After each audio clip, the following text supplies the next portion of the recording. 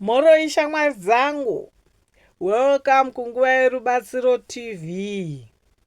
Nhasi tiri kuzokuratidzai zviratidzo zvekuti shamwari yako haina hanya newe, uye maitiro kuzvidzivirira. Bata moyo, gara zvakanaka, uye tichatanga. Shamwari dzedu dzinogona kutiratidza rudo kana kusava nehanya. Nhasi tichaona maitiro 5 ekuziya zviratidzo uye maitiro ekuzvidzivirira. Rare communication. Kana shamwari isiri kukufonera kana kukutumira meseji, zvinogona kuratidza kusava nehanya. No support. Paunenge uchida rubatsiro, haipo. Izvi zvinoratidza kuti haasi pedyo newe.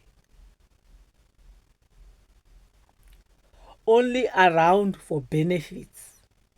Kana shamwari iri newe chete kana pane zvaunopa, ndipo kusava nehanya.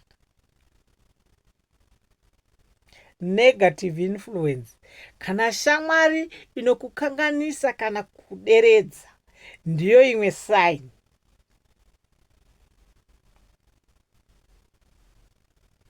Lack of trust and respect. Shamwari dzinokuremekedza, dzinokuratidza kuti unokosha. Kusava nehanya kunouya nekusaremekedzwa. Shamwari yangu, izvi ndizvo zviratidzo. Dzidza kusarudza shamwari dzakakosha. Gara wakasimba, uye gara une tariro nguva yako nerubatsiro yasvika.